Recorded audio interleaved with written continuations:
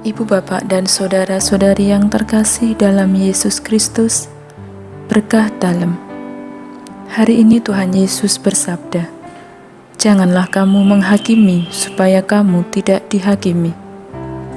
Tuhan Yesus ingin mengajak kita untuk tidak hanya melihat keburukan orang lain tanpa melihat dan menyadari bahwa kita sendiri tidak lebih dari orang lain.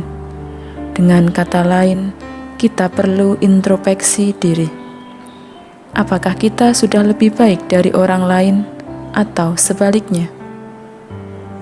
Kita diingatkan dan diajak oleh Tuhan Yesus untuk tidak semena-mena dengan orang lain, karena menghakimi berarti kita menjatuhkan hukuman atau mengkritik dengan pedas.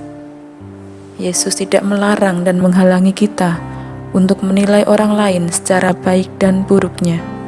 Tetapi Yesus menghalangi kita jika kita menghakimi orang lain tanpa ada rasa belas kasihan, ataupun kita menghakimi orang lain hanya untuk mencari kesalahan orang lain dan menunjukkan kesalahannya.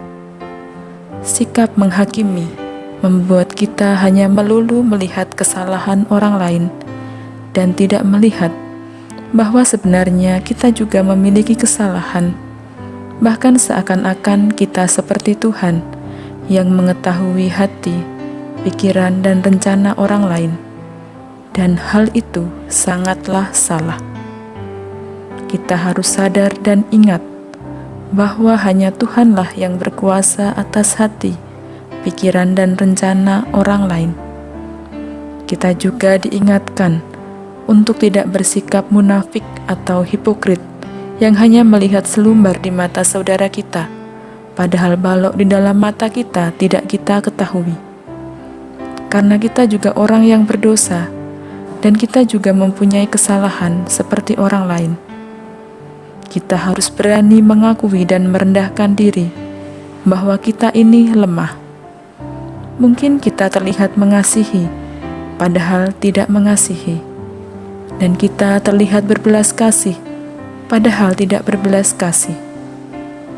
Sekali lagi, Yesus tidak menghalangi kita untuk menilai dan menegur orang lain, tetapi Yesus berharap agar kita dapat membangun dan membangkitkan kembali hingga pada sikap pertobatan, bukan malah membuat mereka jatuh.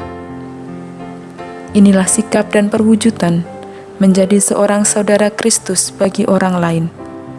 Dengan mengeluarkan dahulu balok dari mata kita, maka kita akan melihat dengan jelas selumbar itu pada saudara kita.